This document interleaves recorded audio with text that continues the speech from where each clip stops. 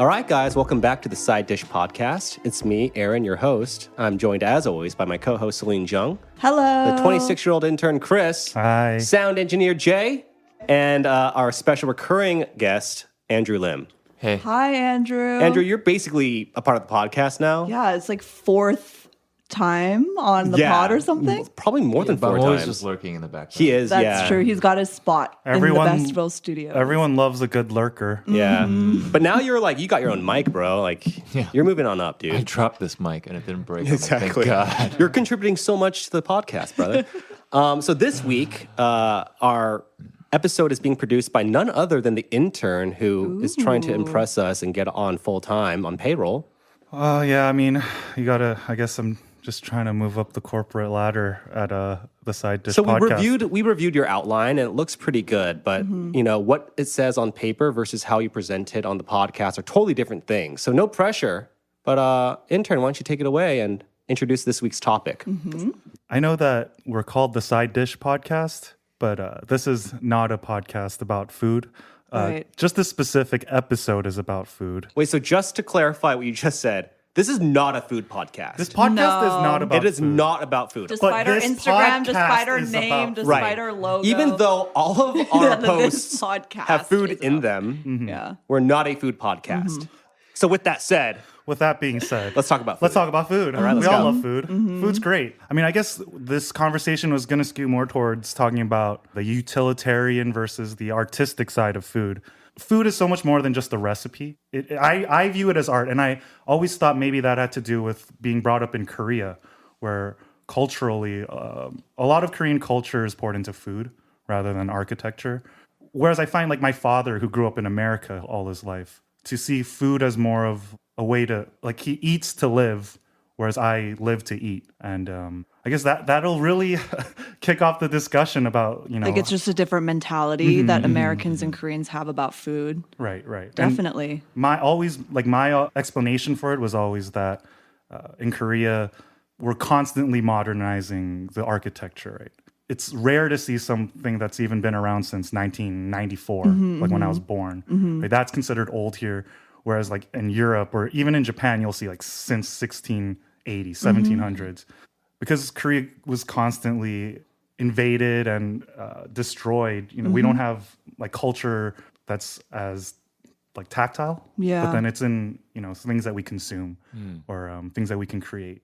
I think that's a good point because history is a good indicator of, you know, like you said, with architecture, because Korea was invaded so much, and even with food, because of the history of Korea, I think that really affects how the food is, especially the food culture here, where people are obsessed with food. I find that I just eat differently here than I do in the States. When I eat in Korea, it's a lot more social and it's very much a fabric. It's like a mandatory part of just living here, right? Whereas in the States, I'm not thinking about food so much in the context of like other people, like sharing this meal with other people or like going to these places with other people. No, that's I so don't true. know. Like, Yeah. I think until very recently, if you're eating a meal by yourself in Korea, people will be like, "What's wrong with this loser?" So true. But now that the culture has changed a bit, people don't look at people eating by themselves as like losers. It's just Right. kind of like just a new thing. I mean, But it's I agree hard with to that 100%. it's hard in Korea to actually always eat with other people these days, I'd say. For the average Korean person, they work it is so changing much for and sure, it's pretty expensive actually. It adds up, and so I think that eating alone has become in probably the last like 5 or 6 years way more acceptable and way more common. Yeah. Yeah. Well, and also another thing is like with Korean food, there's usually some drinking going on too. Yes. So drinking by yourself was always kind of looked down upon as well. But now also that's something people do a lot of too. Sure. It's just- Well, but I'm also kind of brought back to what Chris said earlier, like the utilitarian aspect of food and how it's how we treat it in Korean culture versus American culture. But I'm wondering if that we're looking at it a little bit from one perspective, right? Because take, for example, Southern culture in America, where food was always a very communal thing, and it was a very much a traditional thing, something that you learned from your elders and you help them in the kitchen. In that respect, very Korean, right? The way that Korean food is prepared is extremely How you learn how to laborious, cook, yeah. right? It takes forever. You need like 15 people doing a different task to just make a basic dish. And I do think that there are parallels between, Korean cuisine and parts of American cuisine or Western cuisine. Maybe not the kind of cuisine that you and I were eating in, say, Chicago or the Bay Area, Chris, but certainly it existed in America, don't you think? No, yeah, definitely. I mean, I guess the social aspect of dining in Korea is such a big thing.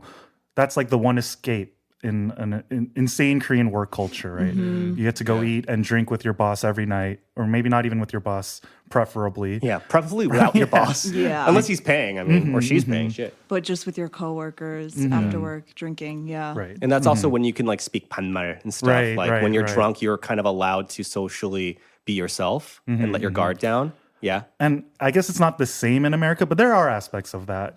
I think that it was a social stigma to be eating alone in America too. I mean, I don't know.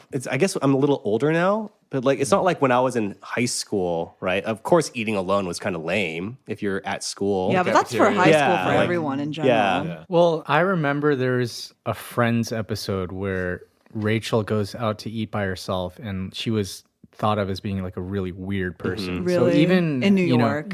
So even like in the 90s, I guess there was a stigma behind it, and things have just changed with time. So Korea has caught on, maybe a little bit later, where it's okay to eat alone. I think to go back to Aaron's point of how like Southern food culture, it is very much a communal experience as well. And so I wonder, because America is so multicultural, when you kind of break it down to different subcultures, like Southern, which is very, I think, Black influenced, and maybe like even Italian food culture, like there is definitely like a family vibe and a vibe of eating together. So I don't necessarily think like, not that you were saying this, but that Koreans are like super unique in that it is very like communal, but like compared to American society. But point being is that there are definitely places in America where it is very communal. And I think also with the foodie culture that has kind of gotten super popular over the past 10 years or so, the idea of eating to live versus living to eat, I think has kind of switched for the latter, where people are kind of working out in order to like eat extravagant meals more, not just in Korea, but in the US too. So. For sure. I mean, just looking at the abundance of food cooking programming on YouTube, right? Of just like an amateur chef who worked as a line cook in the kitchen and has an eye for food styling, really. I mean, that's what a big skill set in the YouTube space that I don't think a lot of people understand is we're not tasting this food. We're just looking at it on screen and it looks fucking delicious, right? And also, because they have to create content, kind of unintentionally maybe, they're pushing certain recipes down our throat, figuratively speaking, no pun intended, right? That, this type of pasta is gaining a resurgence because all these chefs are sort of giving it the attention. Birria tacos, right? Delicious, by the way, but became way more popular in the last 2 years because... What tacos? Birria, Type of taco? Birria. It's like this delicious red soup. It's braised beef tacos, and then it's served with the beef consomme. And a consomme is it's a beef broth, pretty much. And you dip your taco into the broth. It's delicious, and I'm not saying that it's not delicious. It's getting more attention because of its deliciousness. Yeah, but all food... these food media people are giving it that attention because they know it's going to get the clicks, and that kind of feeds back into this loop of what is kind of popular in the cuisine world right now. Well, right? social media has changed everything. I think for I almost feel like foodie culture has kind of passed its peak weirdly. And now it's this foodie culture, it's something different than just Instagrammers just swarming a place, right? It's still trend based. And I feel like maybe over the last 5 to 10 years in Korea, food trends are such a big thing here. Yes. And we have gotten a resurgence of for example, gourmet burgers, like authentic American burgers. And not even just diner burgers. That's a recent it's thing. Smashed burgers. Right now in Korea, it's all about the smashed patty. So advanced. Who knew we'd be here 20 years ago, you know? 20 years ago, we were eating Crozet burgers burger. with jelly. Jam. Yeah, jam on our patty. Yeah. At Crozet Burger. I would say the same thing about my comparison would be New York City, Right. and that's where I've lived for most of my life, and advanced food especially culture. the past 2 or 3 years, like it's all been about food trends. Really, So, really. so for instance, Even in there was New like a York. big craze for like Sichuan food, Yeah. Oh, or certain interesting. dishes, or like a certain style of burger. Right now, it was like birria tacos. Whoa. So yeah, I think that's pretty Like similar pho. grounds. Remember when New York did not have any fucking pho, and now they have like luxury pho in the city, you know? Which is, it just blows my mind that you can pay $25 for a bowl of pho in New York, but it's Like- actually pretty good. You know? Which goes into another question: is like, why shouldn't a bowl of pho be $25 when a bowl of pasta is $25? Right. That's a great question. I don't think pasta should be $25. It is like the most sort of marked up food, Right. right? So like the thing is like Italian food used to be like kind of on the cheap end. Hell right? yeah. Right. And same with then- pizza. Yeah, too. and same with pizza. And because people have become more familiar with Italian culture, whether it be through pop culture or whatever. I mean, just look at the Italian people in general in New York City, just as a small example. They were kind of like the outcasts and looked down upon. They had a bad image because of their gangster, mobster ties, but that's changed a lot. And now Italian food is like considered like at the top of fine dining. As a chef, what would you say is like the most worth it at its sort of like ingredient component wise? What is the most Like worth it kind of food? Like effort and everything. Yeah. But it's not just about effort, right? Well, like for It's example, about where you are.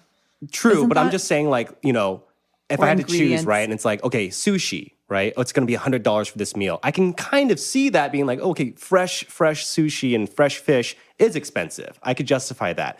$35 for a plate of pasta, even if it's fresh pasta with like truffle oil, not really justified. Well, which right? is crazy because so many people like absolutely paid $35 Oh, for for pasta sure. in New York City. Yes, yeah. I know. So that's why I'm asking the chef here. For like, me, what do you think? there is no one specific type of food. It's honestly just based like restaurant to restaurant. Like there are Italian restaurants that I think are worth like $35 for a bowl of pasta, like in New York City. And then there's restaurants that have, you know, a similar kind of menu, but the food isn't just executed as well, or they use like easy wins pretty much. For instance, truffle oil is something that I hate. Me because too. Same. So many Italian restaurants, especially in Korea, you walk in and it just smells like truffle oil. It's like I'm so They're just nukie. dousing everything Yeah, in it. it's Yeah. just Makes me go number 3.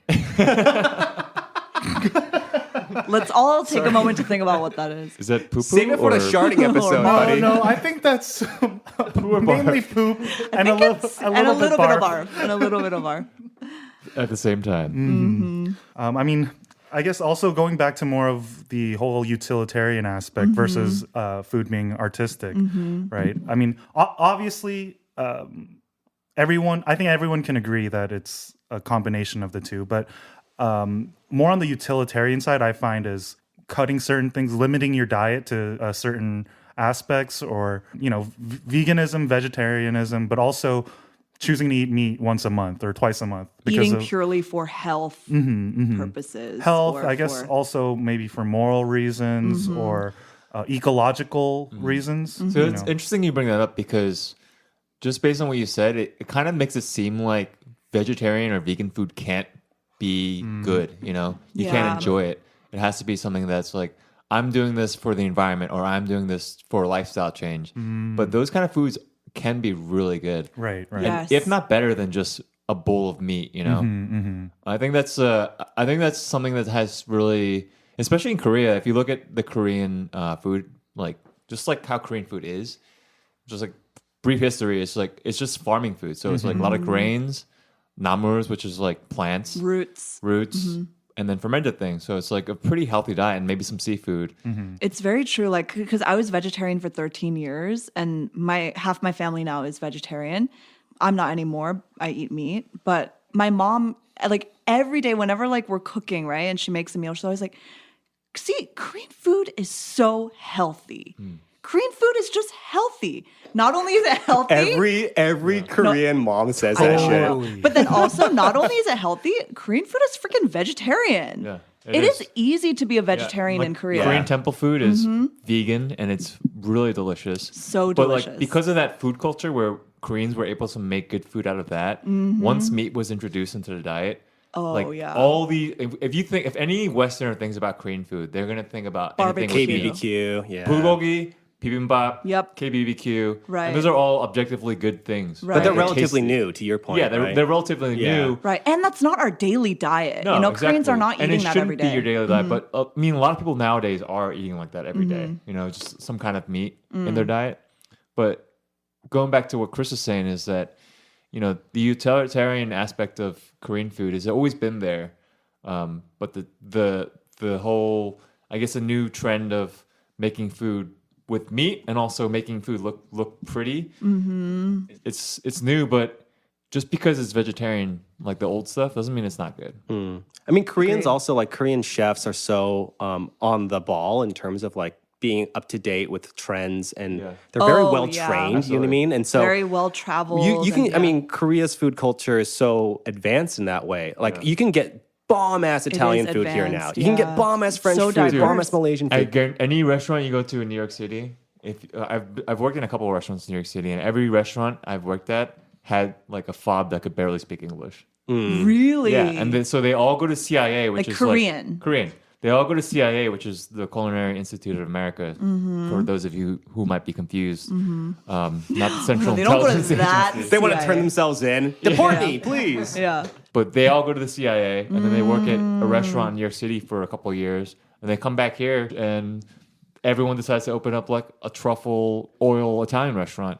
So like you have, it's a range. You have people that do that, and then you have people that like actually So work interesting. in New York City maybe even longer, And stay there. or come back here and like kind of perfect their craft until they're able to open up something else. But there are a lot of people that just kind of do it real quick. And their food is, you know, it's delicious. And more importantly, back to Chris's original thing, it's like, it looks good. It looks like a work of art. And so we could just adjudicate the whole argument. You know, food is art. There's no doubt. You know, there's no doubt that you can be super creative, It's a creative with your field, skill, yeah. right? It is. It's just like painting. It's technical. There's a degree of technicality that is involved, and you need to be able to do that. But yeah, it's an art, and just like in any art, there are definitely cases of people that haven't studied the technical aspects of it, and they Right. can just do it. Right. Yeah. But then, so go back to like, okay, utilitarian, right? So, because I think that for a vegan or a vegetarian, you can make a very strong ethical argument that, hey, look, food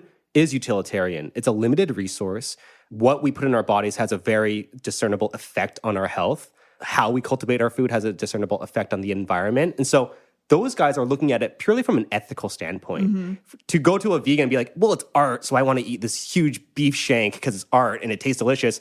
They very cleverly and justifiably probably talk you down using Of just course. logic, which is Right, like, right. look, it takes 16 kilograms of wheat to produce 1 kilogram of beef. Water and Does that make any carbon sense, dioxide. right? And like all the water that goes to it, Monoxide, exactly. yeah. So it's funny because when I saw that movie, what's it called? Okja on Netflix, I was straight up not trying to eat meat ever again. I remember very clearly. How long did you last? 3 days. 3 days. That's Yeah. pretty good. No, it was It good. is And then, but good. you know what I ate? Pork. Samgyeopsal. I ate samgyeopsal, dude. I was at the samgyeopsal jeep, and I was just like looking at this pork, just being like, I feel so bad, but it's so good, you know? Yeah, there's just something about it, like, because it goes the opposite way too, right? You can be eating the best food in the world, but if you're eating it every day, you're just thinking, True. like, I mean, even last night when I was trying to do some research for this episode, I decided again, you know what? I'm going to not eat any meat for the rest of the day. So I ate falafel for dinner.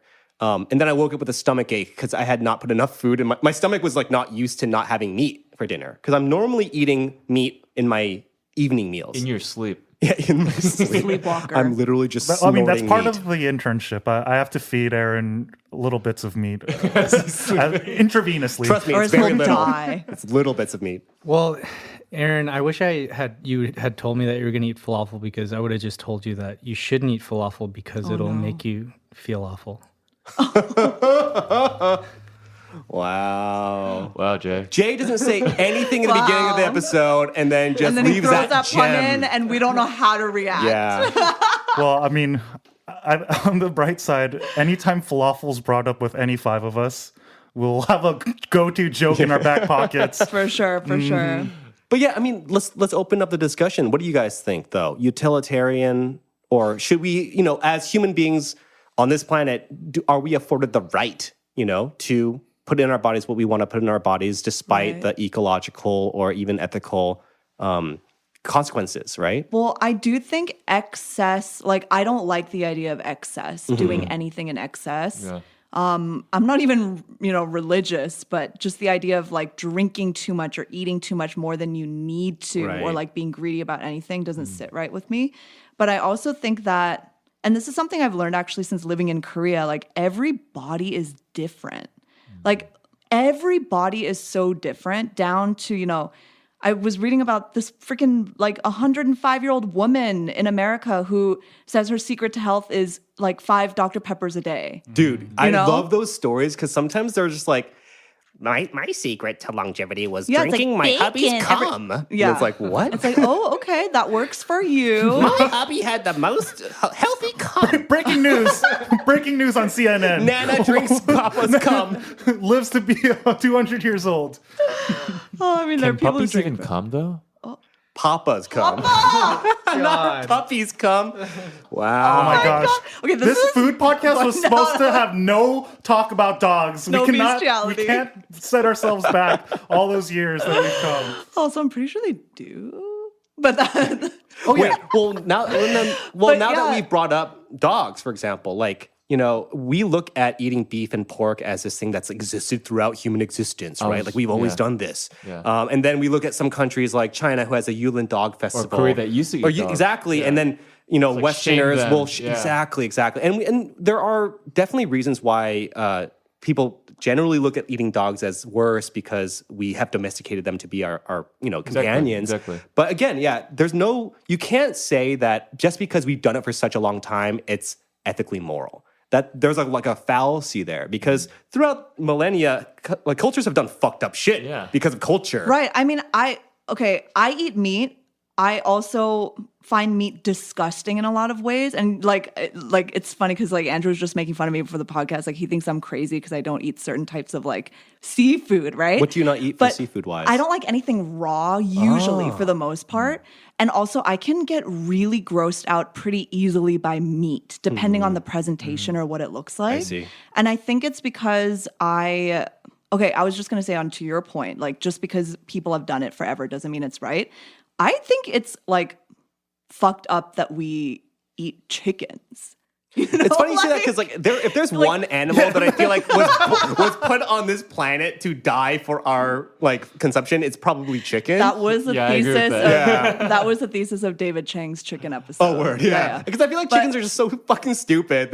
No, they are for sure. But I don't even like the idea of I'm imagining this mart 5,000 years ago, and there are chickens on the chopping block, and we're cutting their necks off, right? Yeah. I don't like that. I don't think that's right. Well, it's funny. That goes to another point. Most of us would never imagine killing an animal. Right. Yet we're all complicit in we a would system never. that mass I don't think any of kills us them. would even stomp on a rat. You No, know? not at all. Yeah, you're right. I've always wanted to stomp on a rat.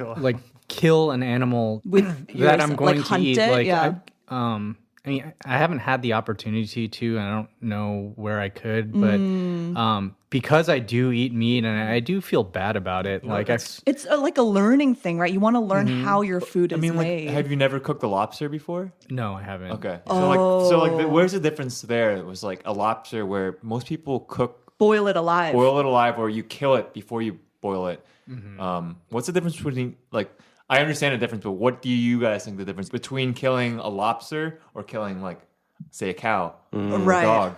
Well, I think that the case for cows is that they are by and large just exploited so fucking hard. We artificially, inseminate them to get them to produce milk. We take away their calves. We kill the calves because they can't be harvested for beef half the time. Right. They're basically not animals, which is they're insane. slaves Right, to the right. system. Whereas I think a crustacean, I mean, I'm not a biologist, so I don't know this for certain, but it feels like a crustacean's You imagine it as intellectual a capacity. wild animal. Yeah, it's vermin. I mean, lobsters were considered vermin for a long time. Absolutely. That's the only differentiation I could make from that perspective. What about a fish? People, I'm sure you guys have been Right. fishing. I've killed a fish before I Right. eat it. Right. Or I've killed a lobster. Right. And whoever has had sanakshi before, which is the live squid. I eat fish because Jesus ate fish, and Jesus is my homeboy. Okay. I guess for me the main Religious difference is logic. just being a mammal or versus or in the chicken's case, a bird. But it's a little Kinda bit blurry. It is blurry and And, arbitrary. like, yeah, I've killed a fish and eaten it, but that to me, for some reason, to your point, it's different than killing like a rabbit or killing a pig or cow. Honestly, the only way people differentiate it is their proximity to the animal. Yeah, exactly. And also their perceived intelligence. That's or a good emotional point. Perceived capability. intelligence, right? Because how do we know? I bet we don't even know jack shit about the chicken, right? Like the chicken brain. No, we do know. No, we do know. Chicken brains are like notoriously tiny. They're dumb as fuck. So Okay. Going back to your point, Yeah. octopus, they're Fine. supposed to be one of the most intelligent creatures Oh, on the planet. octopus. That it upsets me when I see people eat octopus. But yeah, because of that, exactly. Interesting. Because of how pigs are super intelligent intelligent too. Yeah, you they know, are. Yes, exactly. like they know the They're also saddest super thing. tasty. I know. Well, the saddest thing about that movie Okja was that the portrayal of these like swine-like looking animals that were supposed to be pigs, right? Was that they were so smart they knew exactly what was happening, and that's what made that movie so heartbreaking.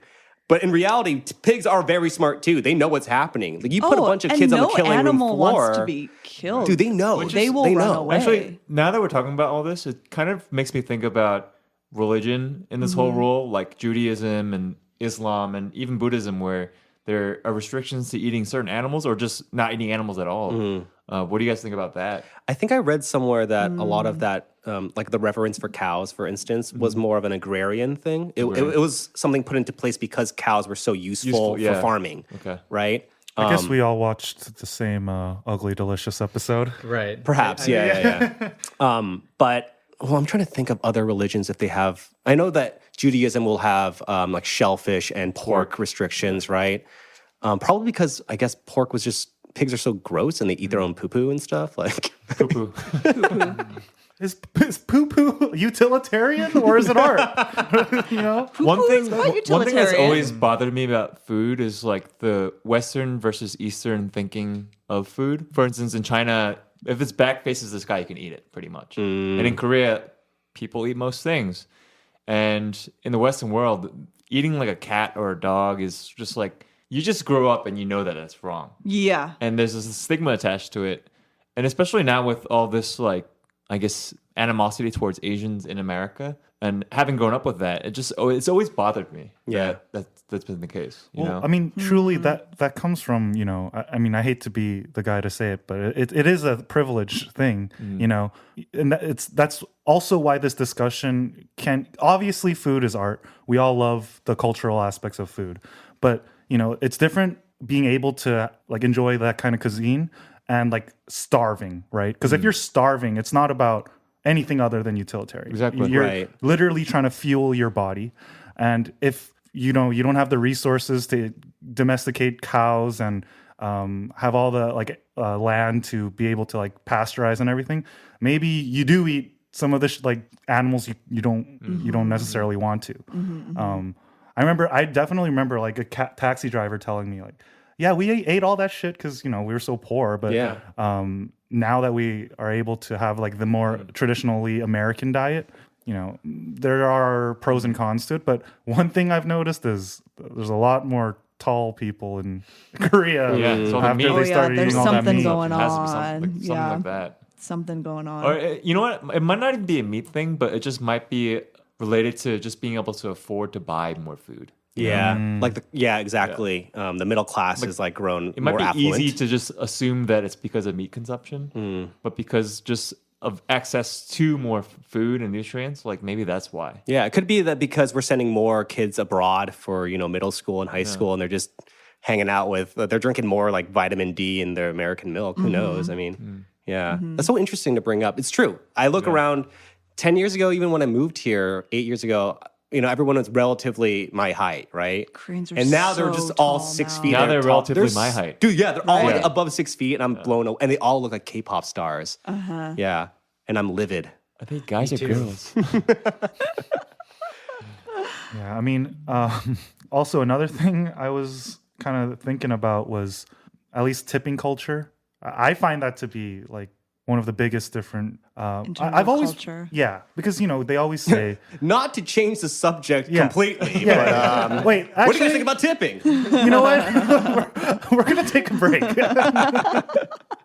No, but you're right. So like in Korea, we don't tip, right? And actually in Europe, in a lot of places, you don't tip either. America, you do. But dude, tipping's only there because we don't pay the workers a livable It's salary. economy, Yeah. and culture. I mean, because I always remember the rationalization from my parents' point of view is like, who cares if they're nice to you? That's Like, their job. Yeah, or who cares if they're nice to you? If the food tastes good, then fuck it, right? I think that actually brings up a bigger point, which is how much you value going out to eat. As an experience. It's for an example. experience, exactly. Because, like what Aaron said, just brought up, which is that most people that work in hospitality in America, they don't get paid a good base salary, so they require a tip. Versus here, they still might not be. They don't get paid a they lot. don't get either. paid They a don't get paid a lot, lot but either. nobody's getting paid here. Exactly. So it's like if you relatively, they're getting paid decently here. Also, I don't know if you guys have seen this, but like my uncle tips the lady who's like flipping our kogi and stuff. He'll always like that's sip her a like thing. mano. Yeah, that's people do totally a that. thing. Yeah, Right, right. yeah. But- I mean, they always will say like, oh, they're gonna cook this meat so fucking good and Yeah. Right. switch out the pan every Exactly. They're gonna two- like chai Right, right, right, right. just to take care of I don't your know liver. if this has been a conversation piece recently, but I think because of COVID and how it's affected restaurant industry, I think this is going to be kind of something that society has to comes to terms with, which is how much you value going out to eat or paying your delivery drivers to deliver you food, cook you food during like a pandemic. For Yeah, instance. essential workers, Yeah. man. Yeah. And, like these people are going to a restaurant with masks on and just risking their lives to cook you your pizza or your Exactly. you know, and there's a difference between like I want to order a pizza or like I want to go out to grab a slice, right? Versus I've been seeing my friends in America, especially like Florida and these crazy places where people are just not doing anything, where they're like fine dining again and like going out and like having a night out at Yeah. restaurants, right? And in this time of the pandemic, I think especially at a moment where it's not over and it actually is still quite serious in the US, people, and I think my attitude towards dining out has changed during COVID too. It is different in the US and in Korea in general, but it's changed during COVID where it's like, I find for me personally, I value the experience so much more, yeah. like so much more than I did before. And I see how going to a restaurant now, it's like if I am going to go to a restaurant, it is like an event. Totally. You And know? it kind of just gave me an idea of like, this is not a popular idea. No one's going to like this, but I would be okay with it. Like, say that there was a tax, an eating out tax during COVID, Yeah. right? That where the extra cost would go directly to the restaurant workers for risking their fucking lives Yeah. to bring your pasta to your table and fill up your water.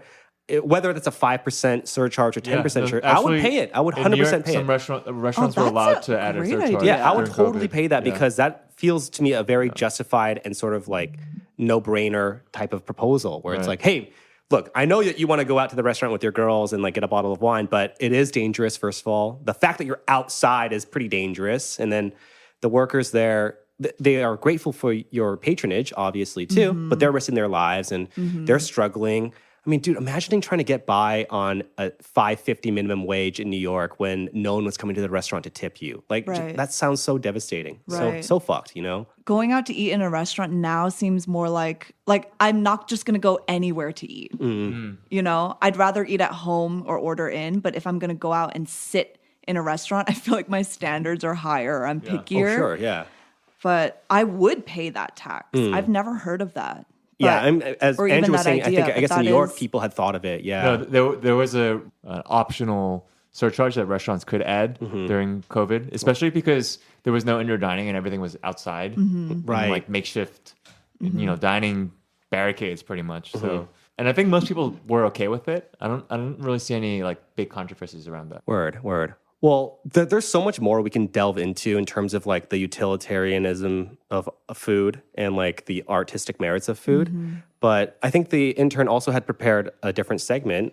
Yeah, this whole podcast was really just cobbled together so that I could do what I wanted to do, which was the Yeah. food draft. Jay, insert some Applause. NBA music.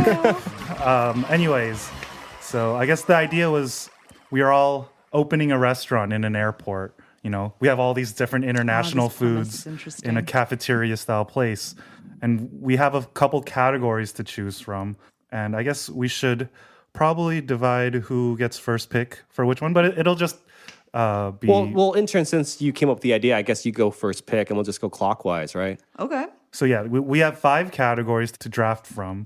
The first one being American fast food, but excluding burger places, because the second category is your favorite burger place.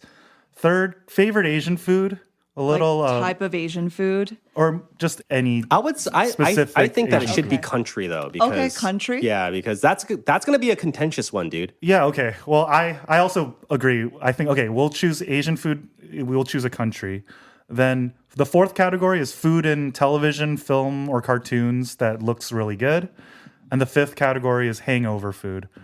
So just to clarify, for number 4, it's just one dish from a particular thing that you're going to claim. Yes. Okay. And yeah, maybe give a little description of how it would taste because obviously Got it. we can't taste it. I'll start with American fast food as the first pick. We'll go in this order. And then Jay will have the first pick for favorite burger place. Okay, that sounds good. Okay, well, with the first pick for the American fast food non-burger category, I think I'm going to. Oh, this is a hard one. I'm gonna have to go with.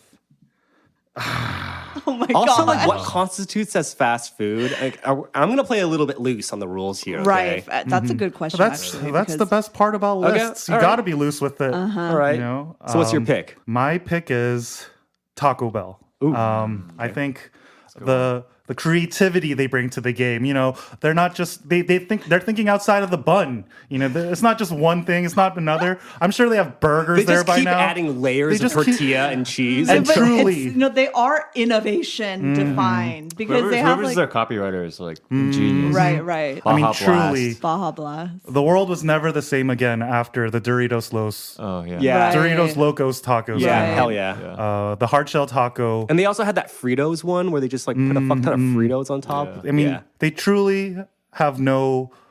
Nothing is too embarrassing. Yeah, I was for going to this say, they company. truly have no shame. Yeah, no right. shame. No which shame. is why they're excellent.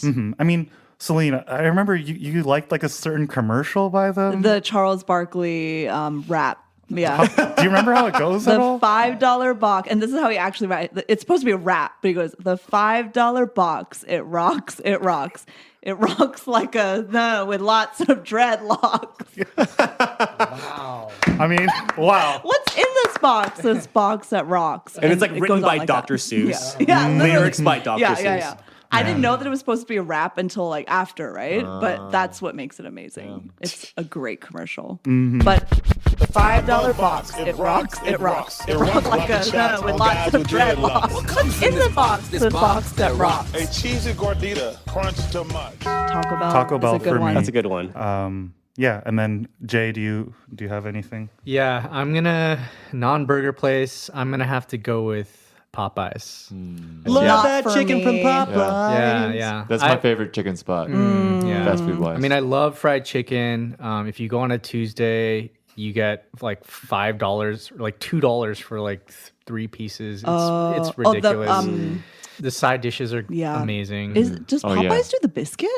They That's do have KFC. they have a Okay. biscuit that comes with KFC's it. Yeah. biscuit's probably better, but Yeah, the K. Oh, that's what I'm thinking of. The KFC. But I Popeyes have other side definitely dishes. been verbally assaulted way more at Popeyes than at KFC. And I'm thinking of the Popeyes under the JMZ in Brooklyn. oh yeah, that's Oh, I because you thought went you to were that thinking one. of the one by It's a Fenway. sketchy, it's a sketchy Also, location. like with fast food, like it's way better in the suburbs.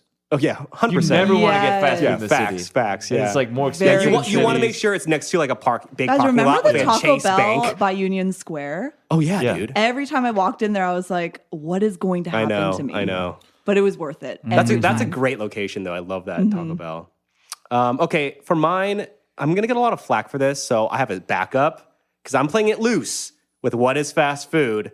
Okay. but I'm going to go and say Cheesecake Factory. That is fast food, I think. Thank you. I think. That's not fast food. I think so. It's a chain. That's Red Lobster status, baby. That's date Red night. Lobster's fast food. No, it's not fast food. Fast It's a food is sit-down not. restaurant. Yeah, it's a There is restaurant. no way on God's green earth Okay, that a this is cheesy controversial. biscuit that good Yeah. could be considered fast All food. right. I Okay. have my backup. Don't Okay. worry. Subway. That's a That's fast food. solid That's choice. fast food. Solid Subway, choice. baby. Yeah. What's your choice. sandwich of choice? Spicy Italian with mustard and olives. Dude, so I mean, the podcast knows this story, but I'll just relay to the listeners. When I was growing up, I grew up in the Bay Area of Northern California. Not a lot of good Korean food. Parents were both working full-time jobs all the time. During the late 90s, early 2000s, Subway had this huge promotion. It was 3 footlongs for $12. And my sister and I ate Subway for like all So of middle much school and high Subway. school. Yeah, it was so much Subway. And so I developed like this weird Stockholm syndrome for Subway. Like, Right. I know that it's like objectively No, pretty that gross. was me in college because I ate so much Subway. Especially at in BU, the college, one yeah. in Warren Towers. Exactly. Dude, so my roommate Danny worked there. He'd bring home Exactly. sandwiches. Like, Yeah. So Let's I have refer- Stockholm syndrome with Subway too. Yeah. Let's refrain from using Stockholm syndrome for a For anything other than Why not? for a abduction fast food cases. chain that was the face of the fast food chain Oh, was with a Jared. pedophile. Sure. Good call. A payday. All right, so that mine's Subway. How about you, Andrew? Andrew? Well, actually, I knew this was going to happen because mine two top are Taco Bell and Popeyes. Wow. So I'll have to say Chipotle. Oh, right. Classic. Hell yeah. Yeah, That's classic. casual dining. No, I'm just kidding. That's, I mean, it is Yeah, a little like- more casual dining, but it fits like all the requirements of fast food. Like you can get Yeah. it fast. They make And it right usually, on the spot, exactly, right it's there, like yeah. real Oh quick. But it my still God. gives you the same amount of diarrhea as fast food, which is Which what is the- makes it Honestly, fast food. why does everyone get diarrhea? I've never gotten diarrhea at Chipotle. I've never gotten diarrhea from any fast food. I think.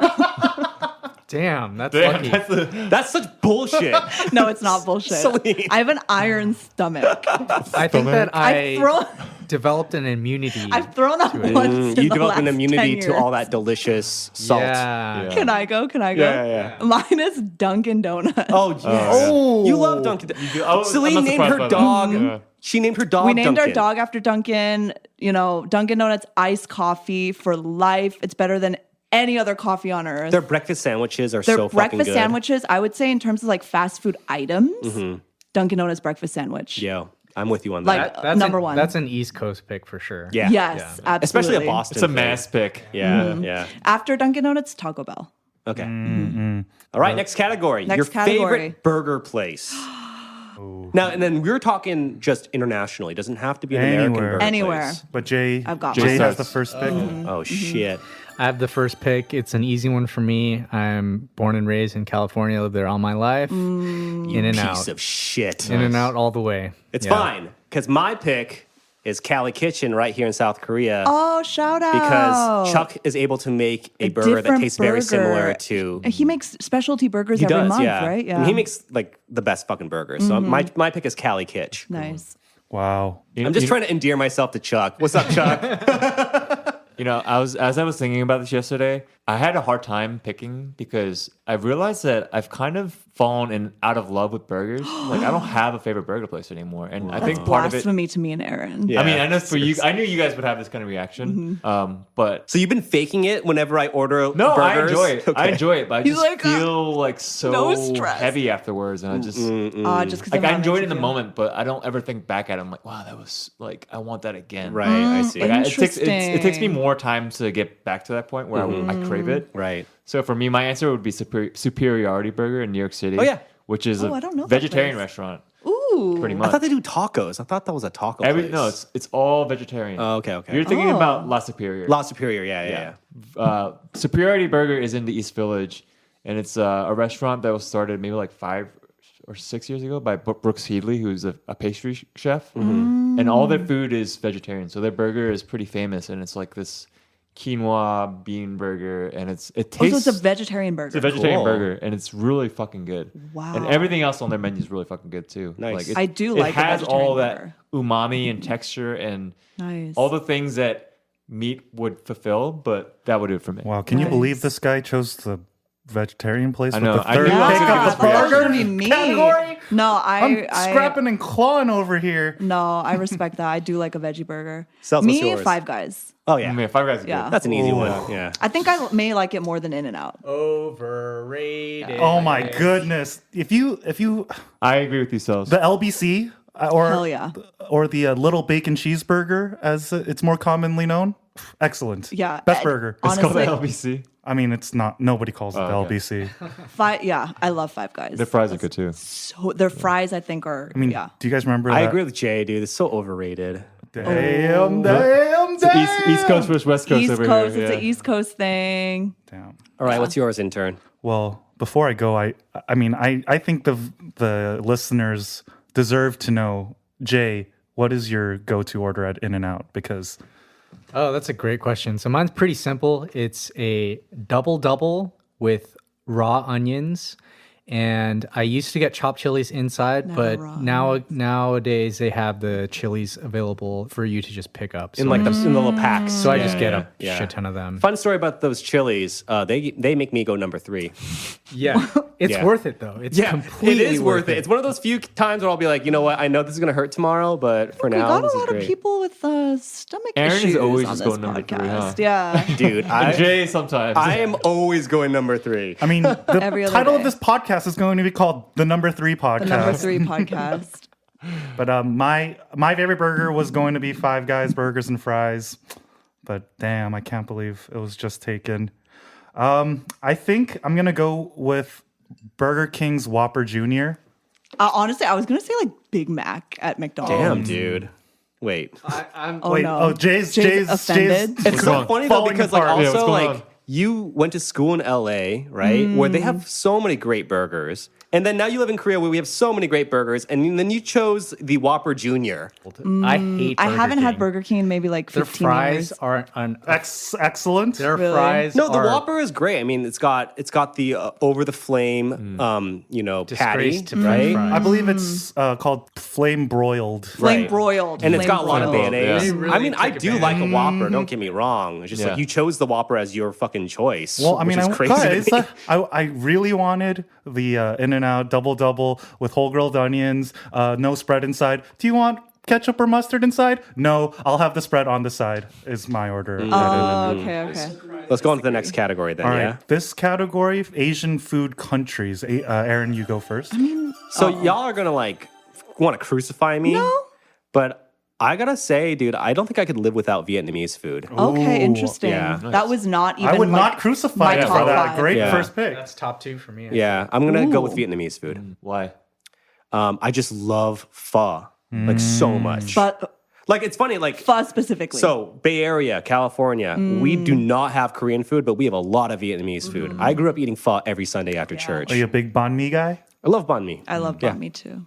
For me, I would say Korean, but I'm gonna say Burmese. Ooh. Burmese food is fucking good. It Nice. has like a. I don't think I've ever had It's Burmese like food. a fusion of like Chinese, Thai, and like Indian flavors because it's located like Yeah, at that sort of trifecta in this point. area yeah. where they, all those Right, places meet. So it has geography. all these different flavors. That sounds hella and good. It's so fucking good. Nice. Yeah, we're agreeing to like not do Korean, right? Because we'll all just say Korean. No, someone could take Say Korean. Okay, I'm gonna say. I mean Korean. I'm just for the sake of it. I'm gonna say Indian. Yeah. Great choice. Indian so Only good. way I Yeah. can go vegetarian. Love Indian food. Yeah, I could eat it like 3 times a week. Yeah, for me, I'm gonna have to go with Thai food. Yeah, that was, like, my specifically second. The boat noodles from Pa Ord on Sunset. Excellent. That place is dank. Shout out Paul Ward. Since this is easy for me. No one chose Korean food, so Yeah. I'm gonna choose Korean food. I love. I'm just Korean glad food. no one said Japanese food. I'm kidding. I was actually going to say Japanese food. I mean, Chinese food. Me too. yeah, I mean, love Japanese I food. love Chinese food all- too. I actually love all the Asian foods. Right, yeah. right. But Korean food, I mean, grew up with it. Yeah. It's the thing that I seek most for like comfort. So, Yes. easy. And like just real briefly, like Chinese food. Just to say Chinese food is it's so much Very- different types of food. Yeah. Very true. So just for the crazy. sake of variety, Yeah. Chinese food is probably Yeah. a best It's answer. insane. Yeah, Yeah. that's Yep. true. But the best Chinese food is from Panda Express. American Chinese food. That's my favorite Chinese No, food. it's Korean Chinese food. Yeah. American Chinese food over Korean Chinese food. All right, next category. You go first, Andrew. It's food from TV, film, or just cartoons or media in general. I'm gonna say I don't know what specific dishes there are, but The first thing that came to my head yesterday was Spirited Away. When they're The just feast. they're just Gorging on- At the very gorging. beginning of the movie? Yeah, and Yeah. I'm just like, I don't care if I become a pig like No, that. fuck I yeah. want to fucking eat like Yeah, that. fuck yeah. And every time I watch that scene, I just start salivating. Yeah, So that's a great scene. Spirited Away. Nice. Mine is the food that Oliver the cat ate in Oliver and Company. Which is what? What is that? Oh my God, it's just like The amorphous food. the way he was eating it, first of all, it looks like cookie dough. Right. Right? You know, Cookie dough? I'm gonna Sure. let you have that. So we're gonna let you have that because you used to want to be a cat, and this is all making sense. And the everything makes way, sense now. like the texture, I mean, this movie was made a long time ago, right? The way they made like the texture of the food, because I imagined it as cookie dough when I watched for sure, it. for sure. And so I was like, I want to eat cookie dough like Respect, that. respect. Was this movie made by cats? Yeah. All right, intern, my what's yours? pick. Intern, what's yours?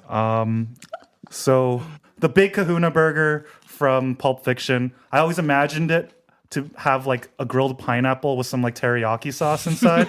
But to be honest, I just looked at the burger again. It looks like a normal like grilled burger. But in my mind, there's those flavors. Love pineapple in a burger. I love it. I've a never had a pizza? good one. And on Never pizza. thought it was good, but On I like anything. the idea of a grilled pineapple. Okay. For me, any food that was ever on Dragon Ball Z looked like yeah. the most Oh, yeah. appetizing thing ever. Really? Like sure. what Yeah. kind of food? Just like rice and Yeah. fish The way they ate and- their bowl of yeah, rice. Yeah, they pick it up with their Oh. hand, they scarf it down. It looked so Right. delicious. You know, it's funny that both you and Cells had those sort of cartoon foods because my answer is also a cartoon food, and my reasoning is very similar to Celine's, where it was looks so those from the movie Land Before Time. The leaf. Yeah. Yep. Tree stars. Dude, Yep, they the made that leaf. shit sound like a delicious cracker. You know, when I was a kid, I got a big sangchu, a big piece of lettuce, and I was like playing with it like I was a dinosaur. Yeah, because you're doing the whole thing. Yep. Yeah. No, I was all about that shit. Yeah, Hell yeah.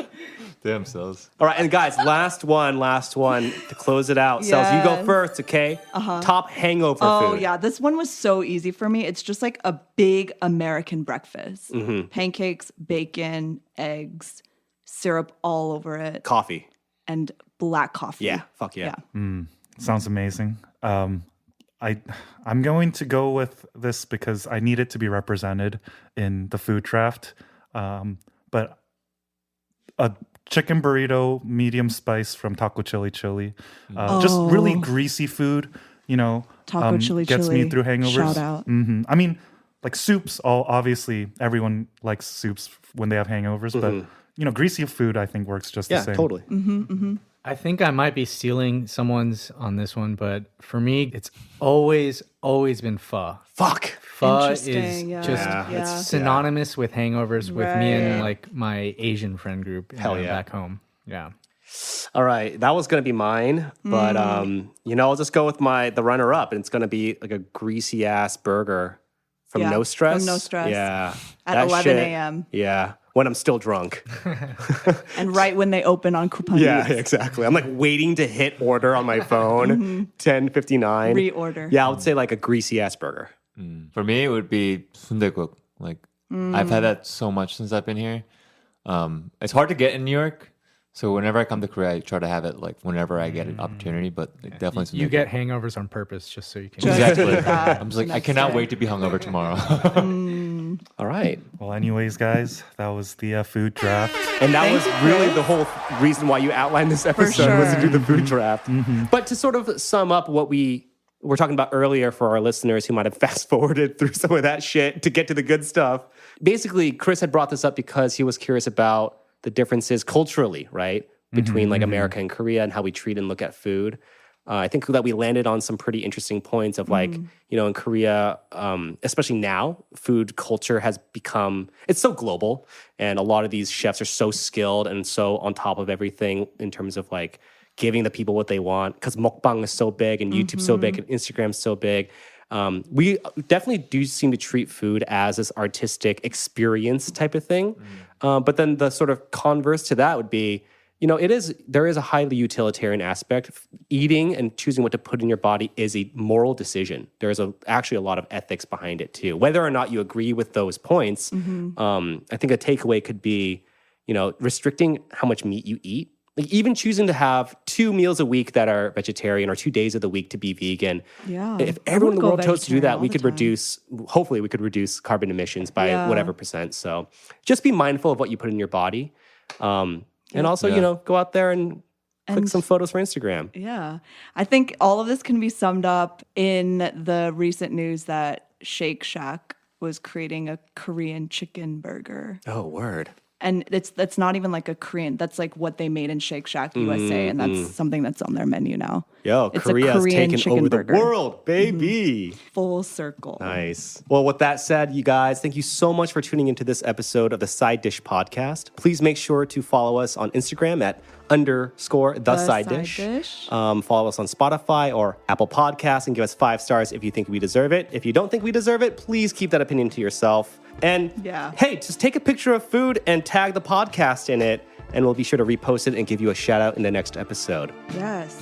All right, guys, we'll catch you in the next one. Bye.